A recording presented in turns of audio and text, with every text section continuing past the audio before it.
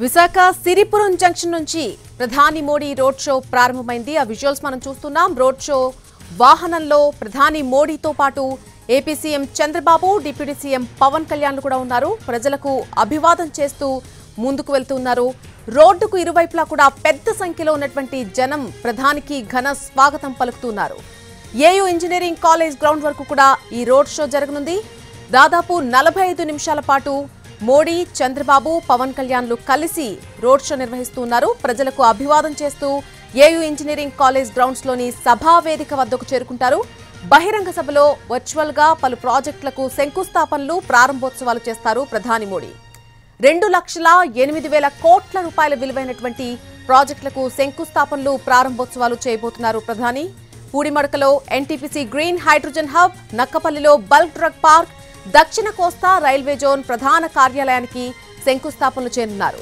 వీటితో పాటు పలు రోడ్, రైల్వే లైన్లకు శంకుస్థాపనలు, ప్రారంభోత్సవాలు చేస్తారు. ప్రధాని మోడీ ప్రసంగాన్ని కేంద్ర మంత్రి రామ్మోహన్ నాయుడు తెలుగులోకి అనువదిస్తారు.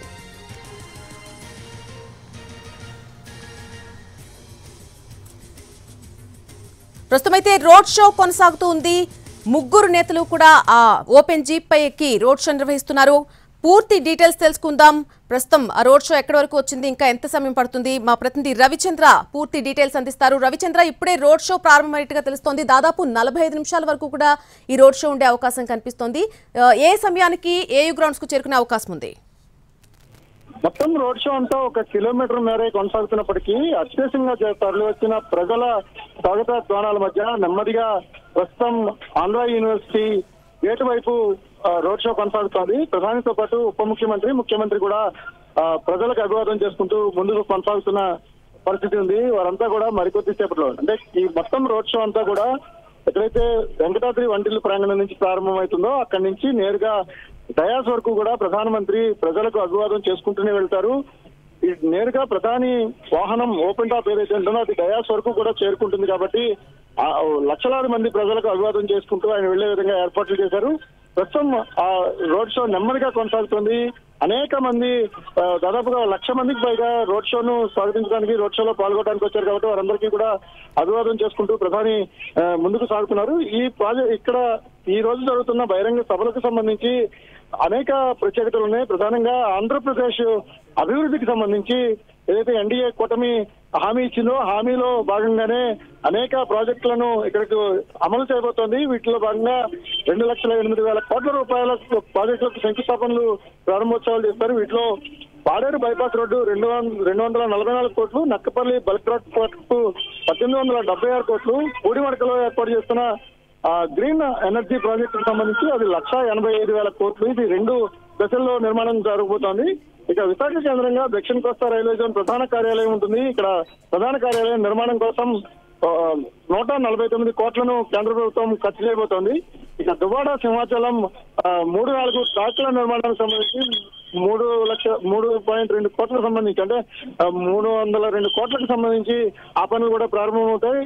ఇంకా గంగవరం పోర్ట్ నుంచి స్టీల్ ప్లాంట్ కు 3-4 రైల్వే ట్రాకులతో పాటుగా అనేక రోడ్, హైవేలకు సంబంధించిన ఎక్స్పెన్షన్ ప్రాజెక్టులకు కూడా ప్రధానమంత్రి శంకుస్థాపన చేస్తారు. ఓవరాల్ గా 2,08,000 కోట్ల రూపాయల పనులకు శంకుస్థాపనలు చేస్తున్న తరుణంలో ఇది ఒక గేమ్ చేంజర్ గానే రాష్ట్ర ప్రభుత్వం భావిస్తోంది.